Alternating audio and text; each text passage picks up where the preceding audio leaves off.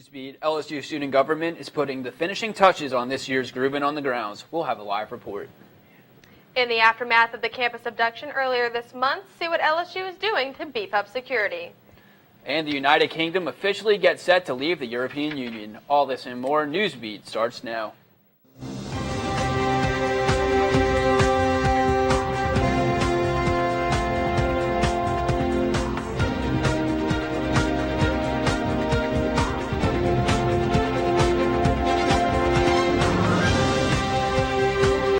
It is Thursday, March 30th. I'm Brett Hauser. And I'm Larissa Bonaquisti. Thanks for joining us. We begin with the nasty weather that swept across the region earlier today. Beginning in the early hours of the morning, the Baton Rouge area received between 1 and 3 inches of rain.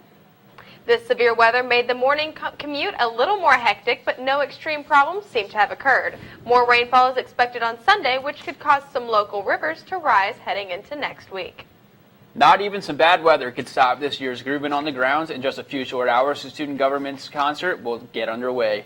The event has been moved from the parade grounds to the PMAC due to the weather today, and that is where we have Raquel Morris live. Raquel gives us a preview of tonight's event. Yes, that's right, guys. I am live outside of the PMAC, where this year's Groovin on the Ground is set to start at 8:30 tonight. This year's headliner is Kesha, and many students took to social media to express their dislike for this year's choice, some of them even saying that they will not attend tonight's performance. Tonight's concert was supposed to be on the parade grounds, but it was moved to the PMAC because of the bad weather that rolled in last night. Make sure that you keep up with us on LSUnow.com for a full recap of tonight's performance. Reporting live for Tiger TV, I'm Raquel Morris. Raquel, thanks so much. Yesterday, LSU students officially elected a new student body president and vice president. Jason Batto and Leah Sanders of the Effect ticket ran unopposed for the top 2 student government spots. Batto told the Daily Reveille, quote, "We're just excited to sit down and finally get to work and start making these moves for the students." While they have already started working on several tasks, Batto and Sanders say they will first be looking to fill their executive staff. Applications became available yesterday and will remain open for the next few weeks. Following the campus attack that occurred earlier this month, campus officials are looking for better ways to protect students. Tiger TV's reporter Trey Groovin has more. Even before this incident happened, I have never felt safe. Near the sorority houses on LSU's campus, streetlights attempt to shed some light beneath the university's stately oak trees. Like many other LSU students, freshman Alexis Kern spends a lot of time near Sorority Row and the surrounding areas. I'm in a sorority, and so every week we have our sorority meetings at night. Since the abduction incident involving an LSU sorority member, Kern said she's been especially careful when walking in the area at night, and says she hasn't made the trip alone since. We always walk together for sure, but now I make sure that I'm with someone. Other than that, I haven't been to the sorority house like I used to at night. The university, along with the LSU Police Department, has made an effort to inform students of resources like the LSU Shield app and the See Something, Say Something program intended to prevent or reduce on-campus crime. And along with these programs, LSU PD spokesperson Lieutenant Kevin Scott said that personal awareness is crucially important in preventing on-campus crime. That is the absolute number one thing anyone can do, is to be vigilant with their own personal safety.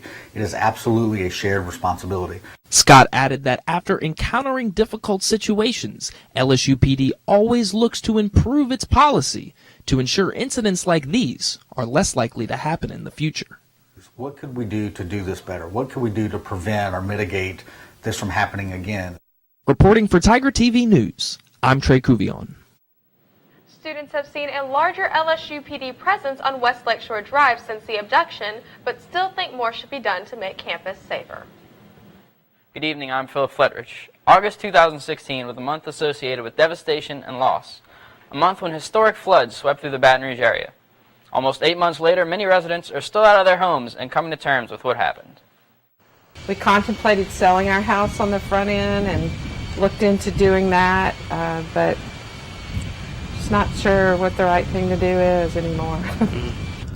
Myra Manser, like many other Baton Rouge residents, is still coping with the devastation left from the flooding in early August of 2016.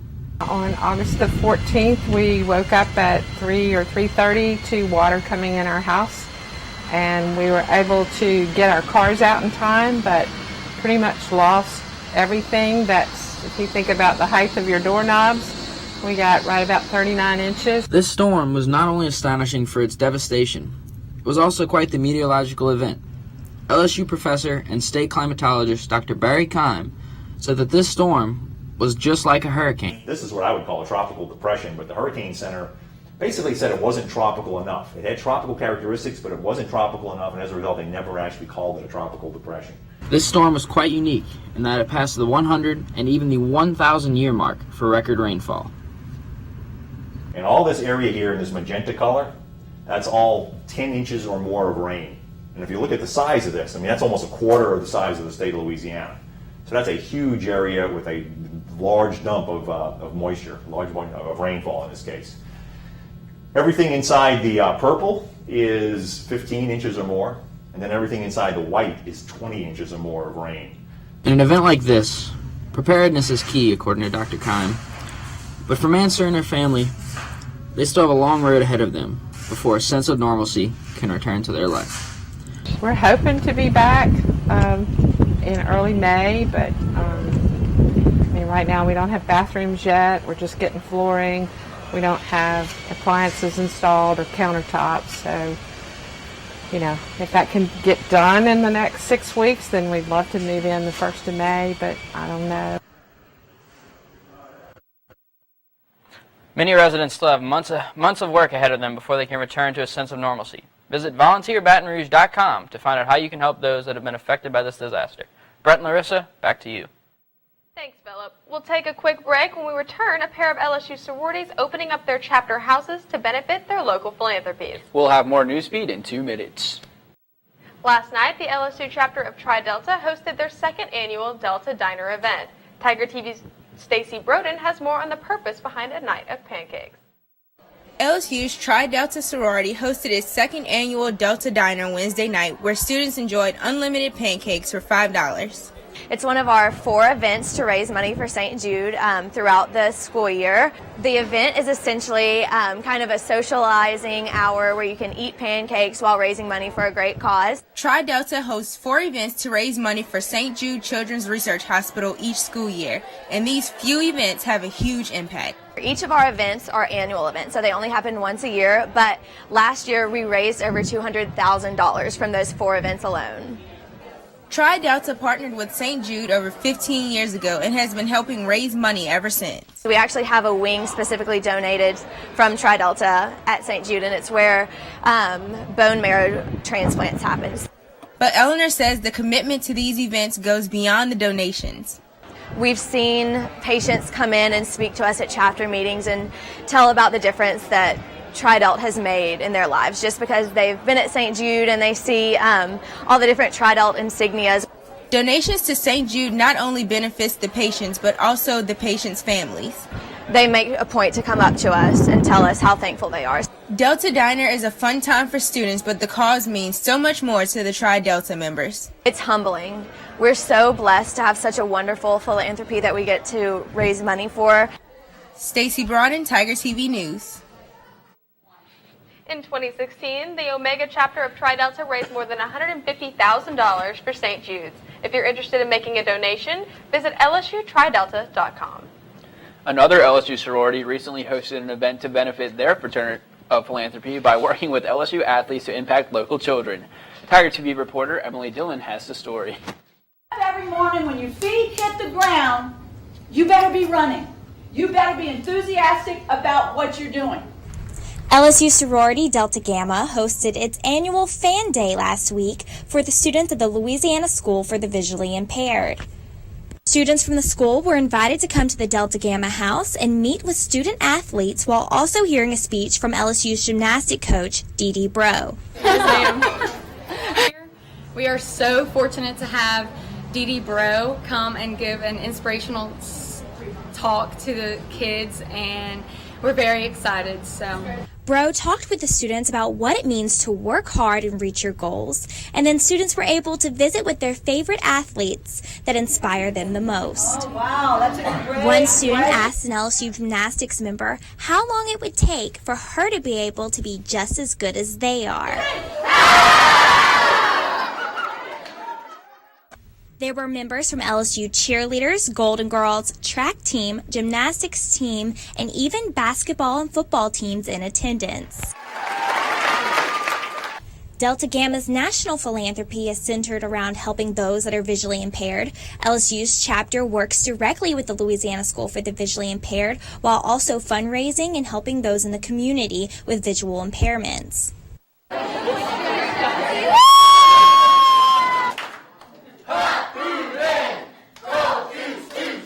If you or someone you know would like to volunteer or give back, you can find more information about the Louisiana School on their website.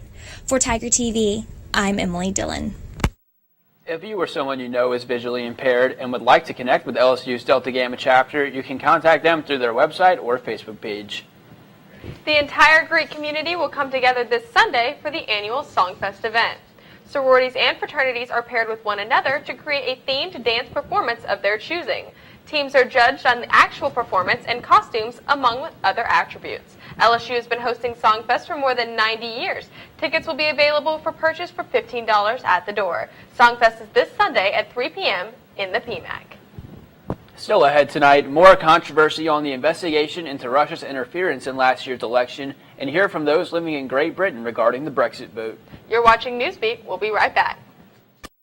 In national politics, today questions about Russia's activity in this 2016 election were brought to the table as the Senate hearing on Russian intelligence activities began. U.S. Senator and Vice Chairman of the committee, Mark Warner, focused his remarks on ensuring bipartisanship throughout this process. We simply must, and we will, get this right. The Chairman and I agree it is vitally important that we do this as a credible, bipartisan, and transparent manner as possible. The committee will continue these sessions as the members work to uncover facts about Russian hacking in U.S. politics. Judge Neil Gorsuch has yet to be confirmed to the Supreme Court of the United States, and the Republicans may have no other choice than to pull what many are calling the nuclear option. The nuclear option would set a new precedent for the nomination of the Supreme Court justices by requiring only a simple majority in the Senate rather than a 60-vote supermajority. A recent comment by Senate Majority Leader Mitch McConnell, it seems the nuclear option is not off the table. We are optimistic that they will not be successful in keeping this good man from joining the Supreme Court very soon. As Women's History Month comes to a close, President Trump spoke yesterday honoring more women who have empowered this country to become what it is today. He finished his remarks with a comment on the powerful impact women could have if given the opportunity to unleash their full potential.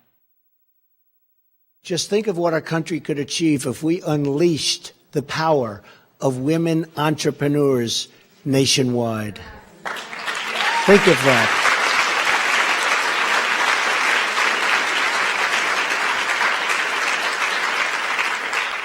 So as a man, I stand before you as president.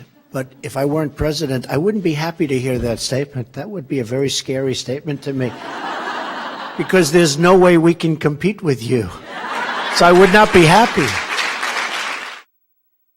Well, that's all the political news we have for you today. Back to Brett at the desk. The LSU Tigers are playing a rare Thursday night baseball game in about 15 minutes. Sports Director Max Hawkins gets you ready when we come back.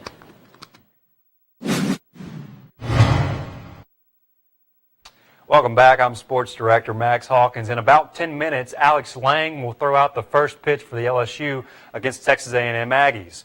Number 9 Tigers have lost 3 of their last 4 games, including another disappointing midweek loss to in-state rival Tulane on Tuesday night. It marked their 4th midweek loss this season. We spoke to the team yesterday, and senior Cole Freeman said it's time for the entire team to step up. I think there needs to be some people trying to do more and, not make as many excuses and just want to actually get the job done and do whatever you got to do to help get the W.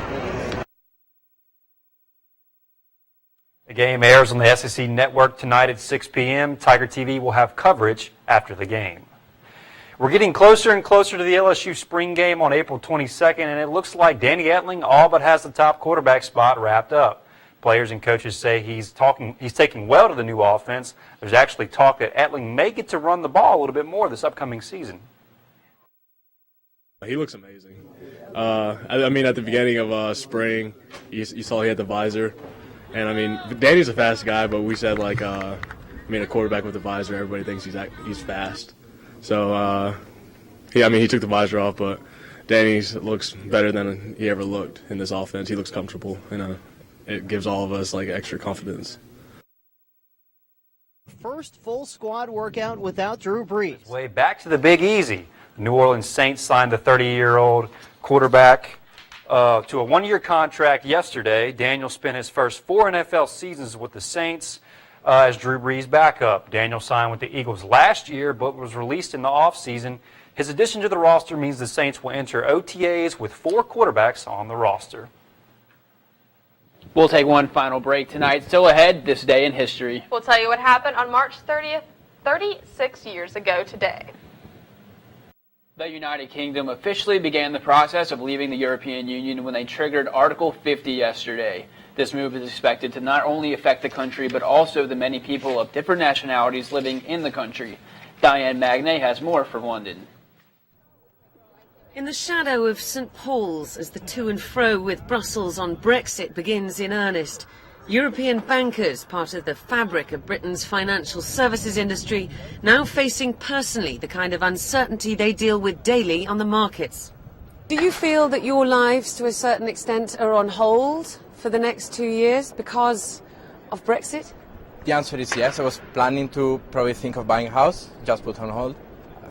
It's too risky right now to commit to something so big. And maybe in 6 months from now we'll have to move, or in 1 year.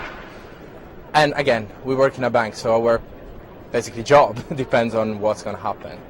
There are 3 million EU citizens in the UK, many of them drawn to the capital, and 1.2 million Brits in Europe. Hard for them not to feel, whatever the politicians say, like they're bargaining chips in what promises to be painful political negotiations. Away from the square miles, bright lights and big salaries, London's high streets have a subtle flavour of the communities that live there, like here in Stockwell's Little Portugal, a Portuguese community with deep roots, unsure what will happen next. It's As Serranas where you go for a bit of home from home in London, run by Maria Candida and her family.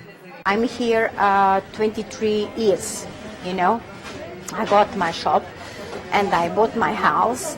And sometimes I ask myself, what's happened when the Brexit and when the London came out with the euro? This Lithuanian couple here for 15 years. Britain as much a part of their identity now as their country of birth, and with a pretty sober view on how negotiations will go. 15 years it was like, we've been working here and building our lives here, so it's probably it formed us as the persons as we are, and we kind of we were in a way British, but now we feel kind of alienated somehow. I don't think it's possible to make everyone happy in this situation. It will be impossible to achieve that. We seek to guarantee the rights of EU citizens who are already living in Britain and the rights of British nationals in other member states as early as we can. That is set out very clearly in the letter as an early priority. An early priority and a sea of priorities as the clock ticks down on Brexit. Diana Magnay, CNN, London. Prime Minister Theresa May says the formal process of leaving the European Union is expected to take around 2 years. The LSU Tigers are playing a rare Thursday night game.